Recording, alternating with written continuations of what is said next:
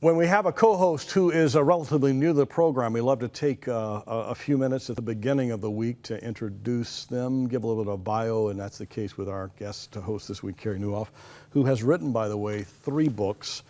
Your most recent is Leading Change. You have a new book coming out called Lasting Impact, several powerful conversations that will help your church grow. And then you and our mutual friend Reggie Joyner, you co-authored this book, Parenting Beyond Your Capacity, Connect Your Family to a Wider Community. That's just one thing that you do, the writing. It is. And it's so important. But that has also then allowed you to start blogging. Mm-hmm. Your blog has really taken off, and I say to you, you're going to couch it to God be the glory. Yeah, by the grace of God. By the grace of God. But just tell folks about your blog and the reach that is happening as you're sitting at your desk or wherever you are, laptop in Barrie, Ontario. Well, I'll say it largely as encouragement, John, I think, for anybody who is an aspiring writer. I started a blog about 7 years ago and blogged off and on. When we started Connexus Church, I wanted a way of getting the message out. And then we sort of got through the launch era, and I was thinking, okay, what do I do with this blog?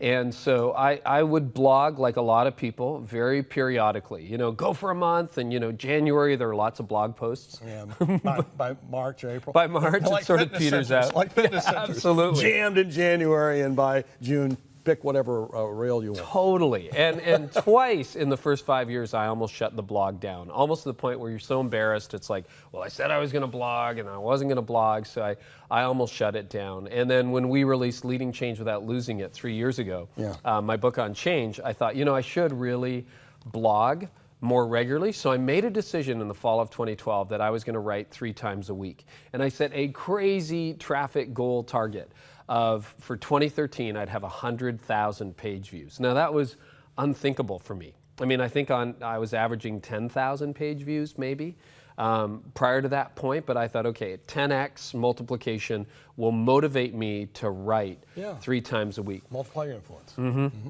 And I just couldn't believe what happened next. I started writing 3 times a week, and the traffic doubled, and then it doubled again. And in 2013, it wasn't 100,000 page views, but over 700,000 page views. I preached a couple of Sundays ago at Low Country Community Church in Hilton Head, South Carolina's church, about 2,500. And my friend there, Jeff Cranston, senior pastor, he is a constant reader of your blogs, and he's got considered one of the faster growing churches in North America, and he just loves what you've done.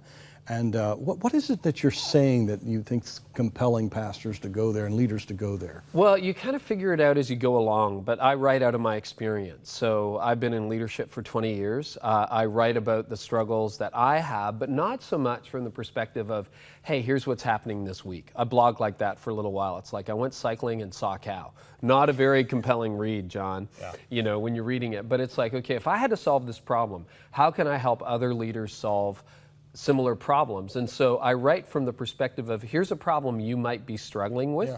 Have you thought about it this way? It seemed too, you've been smart in putting numerics together, like 9 things you might want to look at here, 8 steps toward, 4 goals, 3 mistakes, 7 ideas. And that's been something too that leaders can get their hands around very, very quickly.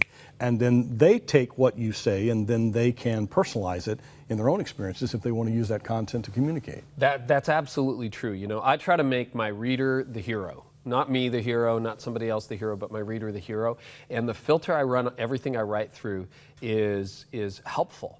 And so we've seen the blog multiply. I think by the summer of this year, I had hit all my traffic goals for this year and gone beyond them. Over 3 million leaders have read the blog already this year, which is just like insane. 3 years ago, and I say that to encourage people. Like you might be thinking, well, I'm just, I have no readers. Well, I had pretty much no readers 3 years ago. And I think for me, running it through the helpful filter, through my own experience, and then God's blessing has just taken it to places I just never ever dreamed would happen. Before we leave this, and we're so glad you're here this week. Thank you. What's going on at Connexus Church? Oh, lots of great things. We just moved into our first permanent facility. We've seen a big attendance spike with that. We're in 2 locations, in Orillia and in Barrie, Ontario, just north of Toronto. And what we try to do every single Sunday is create a church that unchurched people love to attend. So we had a couple of baptisms a few weeks ago that just absolutely moved me. 30-year-old guy who was completely addicted to drugs 3 years ago, who's come to Christ, come to faith, and then a 27-year-old woman who said, I was arguing with a God I didn't even believe existed, and has come to faith in Christ. And I mean, just powerful stories like that that are happening. So we're really excited about the fall that's coming up next. Well, throughout this interview, we've been able to put up websites and ways that you can discover the blog, as well as Connexus Church. People can discover you. And I used to always have a great reason to go up to the Bay Area to go to Weber's Hamburgers and do that. And now I have another reason, and that's to visit Connexus Come Church. hang out. Yeah. You betcha. And that was a higher purpose than the burgers. Hey. Good to see you, man. You got it. And we're glad you're here all week long. Thank you, John. Carey Nieuwhof, isn't that refreshing? Just so encouraging.